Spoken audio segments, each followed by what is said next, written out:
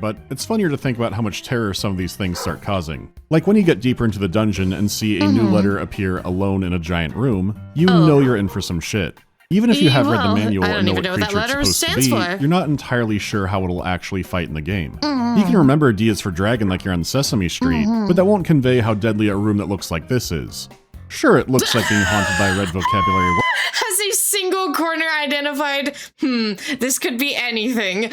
Yeah, I would also be scared. That could easily be a den of multiple dragons or a small little closet-sized room. I don't know the specifications. I don't know if it's randomly generated. There's a lot of branches in gaming, a lot of tags, a lot of descriptors, but one always seems to be there, and that's rogue. More specifically, roguelike. Today we're reacting to MandaloreGaming for the first time and his review of The Rogue, the game that started roguelike as a genre. Genuinely, I never knew of its existence and I feel obligated to, at the very least, learn about it. So if you too can't remember the difference between roguelike and roguelite, make sure you leave a like and subscribe, and let's get into it. Ooh, what is that? It's not a roguelike. And it's not a roguelite. No, today it's Rogue. Rogue! The original Rogue the whole genre is named after. It's from the early 80s. He's like, yeah, that game. I don't know who you are. Rogue. Rogue. As a genre, the term roguelike has been everywhere. Enough to where you now have some baseline expectations when you go into one. Yeah. Over the years, some games have tried to remain extremely faithful, but now more often, the games can be such freak shows of mechanics and genre mashups or weird tangential things that might not be a roguelite, but people will sure argue about it. If the game isn't made in Rogue City, that's just sparkling permadeath. So, no, I'm not here to checklist all the Rogue games or anything else that wastes too much time. That's a lot. It's more that the original Metroidvania games still get around for good reason. They're easy to pick up and play, have a great art style, and are fun. So compare that with a game much harder to pick up, with layers of controls, that at one point was pure ASCII, and even in the commercial version, there are still people who will say it has no art style. Compared to the other two, no bartender who tries to upsell you on their special IPA will have a Rogue tattoo. So that leaves us with the fun question, which I think it still is, but with a lot of conditions attached to that. You know, beyond the fact the game looks like homework or some kind of art piece, or ordering tile through Lowe's Genesis. That's the exactly game may what look it feels simple, like. but it's a foundational one that still has some pretty cool stuff in it. Enough to where I thought it was worth a quick video, so more people would know what the hell Rogue even is. Thank you. For starters, you play a lone adventurer, who has been lost and tormented for so long, they don't remember their name. Call me what you will. This is back when they had instruction manuals. Oh, I miss game manuals. I miss them. They used to have really cool things in it. They used to have like nice art, game tips, obviously, but they used to just be a really cool thing to have. Oh man. I know this is a completely different kind of manual. This is actually like explanation of the game lore, why the game is what it is, what to expect type thing. But it just reminds me of it and I get really happy. I'm a nut. I'm a nerd. I like OG games. OG games? I mean retro games. I like retro games. I like modern games too. But I find that I lean a lot more toward the retro games, if we consider some of them retro. I am the Rogue. If we consider that. So it's not exactly what you would think of as a typical... Call me what you will. I am the Rogue. So it's not exactly what you would think of as a typical Rogue. On some covers, he looks like a gotchi-mochi Dolph Lundgren. Ooh. Surely it's some kind of trace of him from He-Man. Whatever, you're the Rogue, and you've entered the Dungeon of Doom, seeking out the Amulet of Yendor, an artifact left behind by ancient magicians and stolen by the evil Dungeon Lord. And the Rogue has been crawling through the darkness, endlessly searching for it. Just to torment the Rogue more, every time he dies, he's just sent back to the surface, and the dungeon seems to have reconfigured. There's a Mordor charcuterie board of evil creatures. There's equipment left behind by other adventurers, or maybe the Rogue himself in a different lifetime. You can find a pair of pants, they've been cursed by the Dungeon Lord, and can never be removed. So unless you have identify scrolls, which also have to be identified, picking up most items is also playing a round of Melkor's Chance Time, and you might not know it's cursed until the moment that leads to your death. Just one of many amenities in the Dungeons of Doom.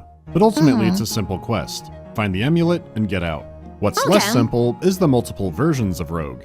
There is the official Steam release, but versions? it's not the most quality of life version. It's an older DOSBox copy that lacks widescreen support, has duller colors, and other aspects that, sure, aren't a huge deal when the game looks like this, yeah, but consider the Retro Rogue collection is free, has a launcher for 6 different versions of the game, and inside of that lets you choose between multiple tile sets if you don't want to stare at text all day, plus has options for limited sound effects, and has access to all kinds of tools if you want to get into modifying Rogue. But for this, it's free, looks and sounds nicer.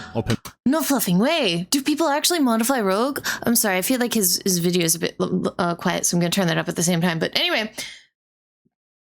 Huh? Why? How? For what?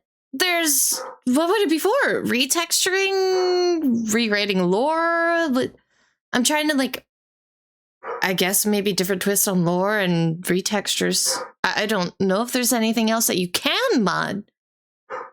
It's very simple. I didn't even think there would be a need for quality of life improvements.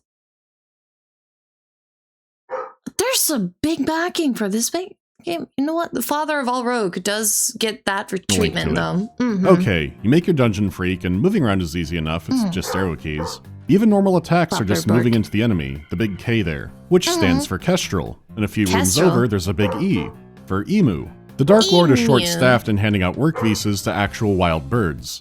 To be fair, a small bird like a Kestrel could be dangerous in the right circumstances, but I can't stop thinking about one thing.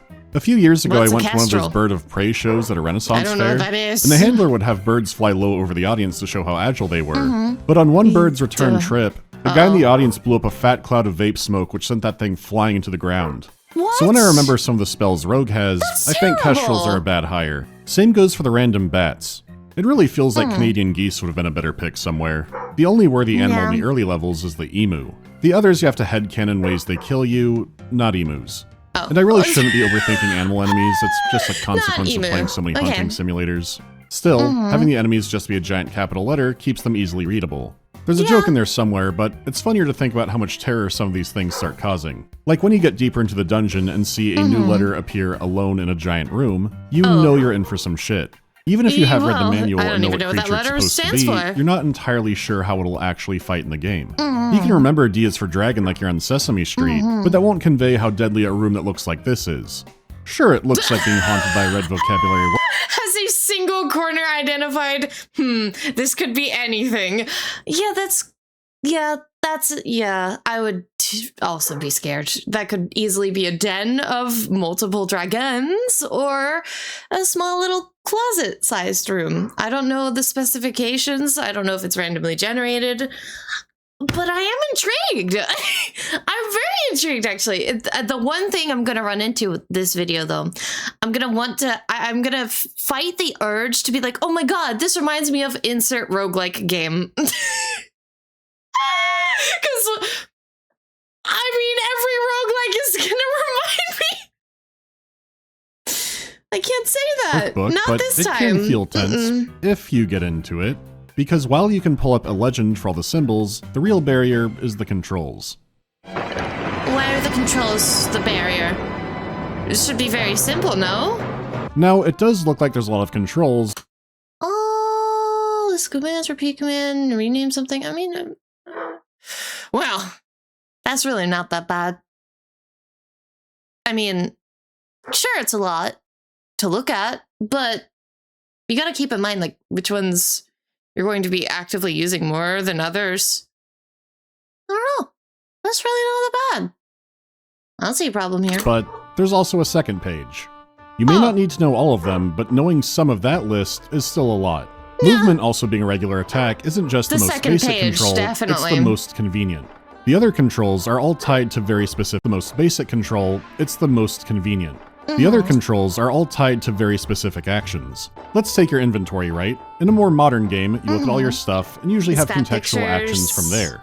It leads with the object. Here's your item, what do you want to do with it? Sell it? Eat it? Nowadays, this is just expected, but back here, you're leading with the action. What do you want to eat? What do you want to drink? The true hell games of this time are ones where you typed out commands where there were plenty of wrong answers and about 3 good ones. This isn't nearly that bad, but there's still enough that's annoying and easy to slip up. You can at least tell they were trying to be convenient. Like with stairs, one key sends you up, the other sends you down. Or the greater than and less than signs. Easy enough. That's Okay, easy to how remember. about W to wield a weapon, but capital W to wear armor? Easy to mix up at first, but Shift hopefully W. not something you're doing in combat anyways. At least compared to T for throw and capital T to take off armor. Okay, Making that maybe- mistake can easily send you back to Can I retract my statement? Okay. Maybe I was just a little wrong saying that it wasn't that bad. Maybe. I feel like this would be a very confusing system to get used to. Not because I've seen a lot of really complicated and confusing key bindings before, but yeah, it depends on how quickly you can learn them. And I feel like even if I were to spend 5 hours in this game, I would still get tripped up on Shift W or Shift T or lowercase t and lowercase w. And that's just 2 keys.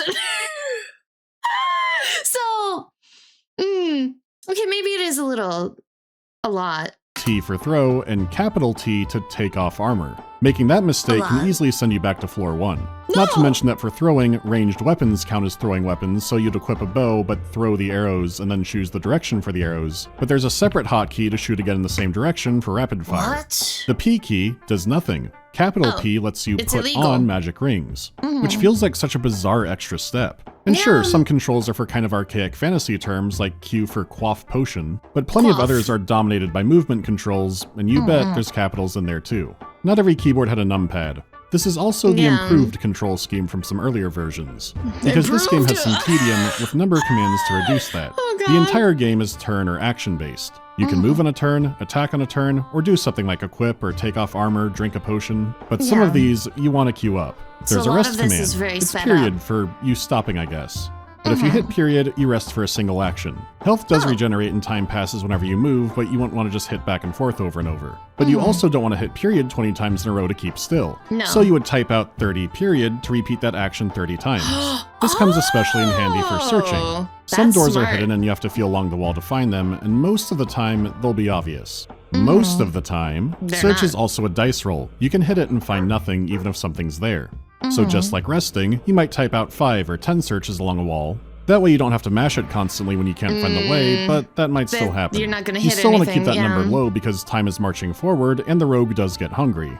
Plus, there could be an enemy There's sitting inside the hunger? hidden door, or one might mosey into the room and take 10 steps while you're doing this. You're just floundering That's around a wild. Scooby-Doo bookshelf looking for the hidden switch, and the next thing you know, there's a wraith giving you a prostate exam. Oh, You ever play a yay! tabletop game with a rogue A few moments later. I forgot what I was gonna say.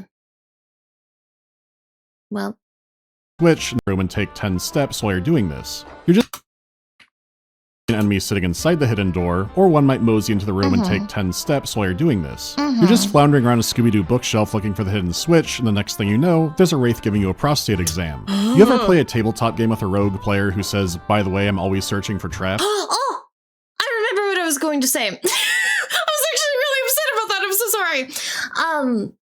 God, these games, even though, you know, it's a very old game, there's no pictures. There's no picture. There is a picture, but this is when people had imaginations. I've met people that can't, I don't know, man. Joy and whimsy was very prevalent in early gaming. I don't know if it's the same anymore. Or there's just a lot of, I don't know how to put it. I guess there's a lot of people that don't have as much joy and whimsy in it. I don't know. Have fun with your games. Okay? Have fun. Prostate exam. You ever play a tabletop game with a rogue player who says, by the way, I'm always searching for traps? Many DMs don't not let passive me. perception fly that high, and neither does this game. Once Never traps begin played appearing, D&D. if you don't move with searching, you will step on one and go to the hurt locker. There aren't instant kill ones as far as I can Oh. tell, but they could shoot arrows into you, maim you, teleport you, or drop you down a floor. And that Sometimes can the kill stars you. align, like you're being chased and you drop down a floor and great, a free level I went down. Yeah. But if the game decides it, there might be fall damage. And it is an instant death trap if your Fall health is low damage enough. too. Eventually, I just stopped searching for traps and let Jesus take the wheel. Because one time, Proper I saw the response. stairs you have to go down were trapped. A fall trap that What? sent my kneecaps out like racquetballs. So you know what? If the Dungeon Lord is also Kevin McAllister and can tripwire the stairs, I'm not searching anymore. Any trap will No, hit me just and I give welcome up. it. And don't Yeah. say just search near the stairs, because eventually every tile is near the stairs in your brain. His stair trickery is so strong, it sometimes becomes a borderline Gygus attack you can't comprehend. Like here, That's I'm going terrible. up the stairs, but there's a trap door right next to it, so I fall back down a floor. Yeah. Next to a different staircase, I go back up, then Yep. I fell again and was murdered by griffins. Oh. It's just part of life. Sometimes things are going great and a bus hits you. And because this is the father of roguelikes, every roguelike that, sticks by there's so many branches and sub things that describe, I don't know, man. If you're playing a true roguelike, all of them are like this. It feels like the world is against you and nobody likes you. No one wants you to live and you have to grind through it and come out on top. So it's nice to see how Rogue, this game, was able to successfully maintain, I guess you could say, its genre. Because there's a lot of roguelikes out there. I don't know the difference between roguelike and roguelike or light. I don't know the difference. I'm sure at one point I knew, but at this moment in time, I can't remember it. At this moment in time, I don't even know. But you know what I mean? I hope that made sense. I'm just kind of rambling. It makes me happy to see this important piece of gaming history preserved in a weird way. In a nice way. A very refreshing one. Murdered by griffins. It's just part of life. Sometimes things are going great and a bus hits you. You could play every movement extremely carefully, but I don't have that in me. This is what Rogue is all about. Me Weighing neither. caution and planning against RNG. I could spend search actions on the floor, but what are the chances there's a fall trap there? And what are the chances Pretty it high. happens again 4 seconds later? Well, it's like a 50-50. Oh! Fuck. Still, Rogue is also very mechanically rich, more than you might okay. think by looking at it. Some of the quick commands that make no sense might start to the farther you get into the game. Like with one of the more awful early enemies, Aquators. From context Aquator? clues, they seem like some kind of water elemental, and they're Oh. very good at rusting your armor. Permanently. Every successful hit melts the protection away. Now, Oh, that's think not back water. to cursed items. You could have armor drained to nothing that you can't replace until you lift the curse. Really? You could have 5 better sets of armor on you that you can't use. Or you found a great set and one bad fight with an Aquator makes it near useless. Bro, Look, how neat, I found an enhanced that's armor terrible. scroll. Just name that enhanced armor to remember it. Immediate Aquator. It zaps away that buff scroll's help and sends my armor down to 1. It sucks, but if I had been quicker Yeah, and had an that armor on me sucks. that it couldn't rust, like leather, I could have changed to that. Or just use the takeoff armor hotkey. The fight would be more dangerous, but my Yeah. equipment would be safe. That's thinking True. Rogue.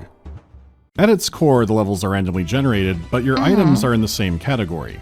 Like in my very first game, I found the scroll of... It doesn't seem good, Sonic but every scroll, including identify What? scrolls, I would have to read blindly to see what they did, and then I can That's name a them. name. The same goes for potions. If you can't identify them, you have to have a little sip. It could be useful, or a A little sludge that makes sip. you sick, but all the colors and textures will mix up in the next game. The magenta okay. potion used to enhance your weapon, now it causes paralysis. You might use a scroll and it Yay! says somebody's watching over you, or you hear mysterious laughter. So you also find out what some of these effects do by playing the game. You sometimes Schizophrenia. have to guess or experiment to figure things out. Oh, that's lovely. Collecting and understanding the items gives you a huge advantage in a run. Scrolls can detect monsters or reveal an entire floor. It could enhance your weapon beyond time and space, but if you do it twice, your weapon vaporizes. Oh. Some benefits will be extremely obvious, others are head scratchers. Scrolls and potions are reliable once you understand them, but magic weapons like wands can be tricky. Something simple like a light staff can be reliable, but combat magic is a different story. I A don't good think- failure is when a magic missile just vanishes in a puff of smoke. A bad failure is polymorphing a centaur and getting a dragon instead. And then it instantly rips your face. That's terrible. Imagine going into polymorph a centaur and you're like, I'm just gonna turn it into something small, like a lizard, or like a fly, a cat, maybe even a dog. And the game is like, yeah, nope. It's a dragon now. Have fun. You gave me a lizard scale and I turned it into a dragon. I hope that helps. Oh my god, this messed up. What is that RNG? I want to know the math behind that. Here is polymorphing a centaur and getting a dragon instead. and then it That's instantly messed up. rips your face off. Yep. That's no good, but you can kill an enemy with magic not fully understanding what happened, and that is pretty cool. As you progress, your rank sounds like my increases and you get experience. more HP. You understand more items. Instead of Yeah. drinking the bad potion, you throw it in the griffin's eyeballs. Yeah. Items that just seemed like middle fingers to you can sometimes be turned around in your favor. Or you can roll the dice, read the unknown scroll, throw the potion at someone. Maybe it hurts them, or it That can make is their attacks cause wild. confusion, or you just level them up.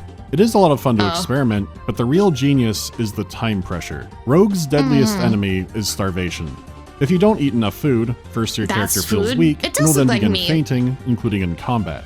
It is a long process, and more likely you die blacking out in the middle of a fight than anything else, but you can absolutely starve. It's Probably a death me. timer. What this does is make you juggle 3 different things. You want to go down and get the amulet, but the enemies will get more dangerous. Killing enemies gives you XP, ranks you up, and makes That's you a stronger. lot. Exploring That's a and lot of finding new letters. items gives you more tools to work with. But the more time you spend exploring every inch of a level and not going down, The hungrier that's you the greater get. the risk of starving. In one run, I fought the rattlesnakes from hell who permanently lower your strength, and it actually caused some kind of error where my strength got so low it reset to being at the highest. But I What? didn't account for food well, and that character starved. You have to weigh the risk of making a stronger character versus the risk. I hate when that happens. In any game, some good, really amazing thing happens, even if it's by accident or on purpose, and then all of a sudden, oh, this really important small thing I completely forgot about has just now stabbed me in the back and I've died. Hunger. It's always hunger. I always forget to eat because, I'm not paying attention. So it's either a skishu or not, I'm not sure. But I feel like hunger is one of those things that's like, if it's not consistently living in your head, you will forget about it and you will die to it. So it's nice to know I'm not the only one. Count for food well, and that character starved. You have to weigh the risk of making a stronger character versus the risk of not having supplies. It's a good idea that keeps the runs compelling, but sometimes you just have shit luck. You have a run where you never find food or any good equipment, you stumble on a nightmare monster room on level 2. A map can look like it has a secret door that won't appear no matter how many times you search it. You can investigate every corner of a tiny room and there appears to be no way out. The level has chosen death for you, or you keep searching every tiny pixel hoping. In one run, you find a clever new way to fight an enemy, in another, Yeah. you slowly die in Buffalo Bill's fun pit. There is That skill sounds involved in doing lovely. better, but you're absolutely at the mercy of RNG. Your only Yep. real cross-run upgrade is the knowledge that you pick up, Yep. like how enemies behave or what certain effects do. The biggest difference copies would have is who's on the scoreboard, a combination of how far you got with the amulet, and gold. Yeah, gold isn't used for a shop Gold or is unlocks nice. or anything, really. Just It's makes you feel just pure good. score. How much Yep. you care about score will also affect how much you hate the leprechaun. Because you have to remember a game was defined by whether or not it had score.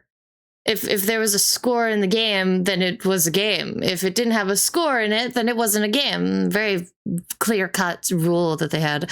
I know those aren't the exact words. Please don't torch me. But that's just how it was. So it's so wild to see, like, this roguelike has so much in it. They didn't have a merchant system. They probably couldn't work it in, or maybe it was just too complicated, probably too heavy. I mean, they could have just randomly generated one, but I don't know, that might have been a bit too much, which I understand. So if you're just trying to make it into a game and not have a merchant, just have the gold there. That's your scoring system. And therefore, a game. It's just pure score. How much you care about score will also affect how much you hate the leprechaun. He's not after your life, just your pockets. Okay. So the second he hits you, he swipes some credit card balance and vanishes. He Yeah. gets a nice dinner. I go back to the Ratlin bog with a 490 credit score. If you don't give a shit about That's score, he doesn't fine. matter much, but somewhere, you know there were friends hot-seating this game who would start screaming when he showed up. There Sure, I absolutely could were. shrug off the actual single hit, An R? but no. He's not leaving the hood on my watch. Nah. So how about that amulet? Well, the first time I ever got it, I kept going deeper, forgetting that, oh yeah, you want to go back to the surface. Which, to Oh, its we have credit, to- it does generate new levels, but going back, the enemies do get easier. It doesn't start spawning the most professional killers on earlier levels, it just lets you progress backwards. Yet another reason Okay. starving is your biggest enemy. You don't want to die that way after all that, but with enough time and That would be patience and messed a lot up. of luck, you can make it. You pawn all your stuff and are just now admitted to the Fighters Guild. That seems Oh. fucking steep. This is being overqualified. Yeah. So even though the semantics are borderline meaningless now, here's some Because goes on an insane quest, dies many, many, many, many times. It feels like limbo. It's like you've been sent to the pits of hell. There's dragons and demons and monsters and birds and random animals and magic. You finally get the amulet. You come back after traveling multiple floors. And then you're like, oh, you got the amulet. I guess you're allowed into the Fighters Guild. I guess so. I mean, it's the least we could do, really, but it's also the most we could do. We're not going to give you anything else. I would throw a table! What the heck? This is being overqualified. Very So even though the overqualified. semantics are borderline meaningless now, here's some things to think about if you see people typing fast and breathing heavy over roguelike versus roguelite. Most people pull out thank you. permadeath or procedural levels, but the game being turn-based is very core to it, even if gameplay doesn't always look like that. Exactly. How about inventory management and survival mechanics? The game has a hunger meter, and sometimes you do have to decide does. between getting more food or getting a great weapon. You have a goal and can win, you don't just have to endure the game forever. But I guess if Exactly. you want to, you could keep going deeper. And finally, no meta progression. You don't need to unlock a new spaceship or whatever else. You always start on an even playing field, which is good in such an uneven game. It is neat to see how well it's held The up in a world lot of is not ways, fair. but if you were interested in what this game does right, there's still a lot that does it better. And I don't mean Well, something yeah. graphically crazy, I mean something like Dungeon Crawl Stone Soup. Games that can triple down on mechanics, but don't have much for visuals. So that's Rogue. It's spearheaded genres we beautiful. hear about That's a terrifying room non-stop, to be mainly in. argued about by people who never played it, or even seen it before. So now you have. Person. It's an important game that you. didn't need much of a story. So next time, we'll dive into something a little more narrative heavy. Okay.